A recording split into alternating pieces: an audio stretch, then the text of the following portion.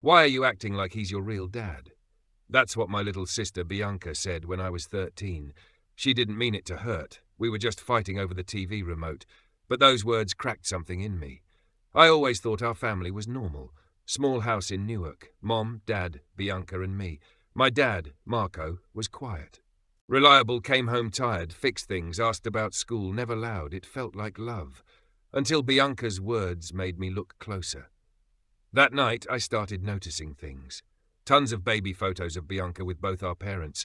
Hardly any of me with Marco. Different middle names, and little phrases I'd heard growing up about those early years being hard. The puzzle pieces had always been there. I didn't ask my parents. I went to Nonna Rosa, Marco's mom. Her place always smelled like biscotti and old wood.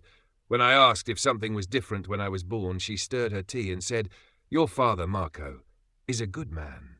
He chose to love you." Chose, that word stayed with me. That night I finally asked my mom, "Is Marco not my real dad?" She paused, then nodded. "No, Luca, he's not your biological father." She told me about Antonio, the guy who left when she got pregnant. Then about Marco, who met me as a baby and never left. He never asked me to lie. I just thought it was better this way. And I got it. But it still hurt. After that, I couldn't say Dad anymore. I called him Marco. Without thinking. He didn't flinch. He just stayed. I looked up Antonio, found him online, sent a message. We met at a diner off the highway. He looked like me, just older and trying too hard. He talked about his new family, his job, and said, "I didn't want to mess up your life." He handed me $50 and said, "Let's keep in touch." I nodded, but I knew we wouldn't. When I got home, Marco was fixing the sink. Same as always, still showing up, even while I was drifting away. That guilt hit harder than anything Antonio said.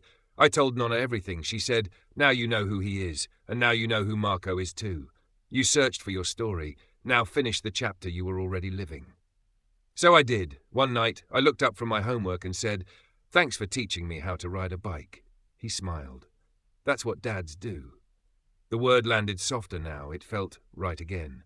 At graduation, I crossed the stage and found them in the crowd. Mom, Bianca, Nonna, and Marco, clapping harder than anyone else. Thank you for listening. If you enjoyed, please like, share, and subscribe for more content. RedditBiblio.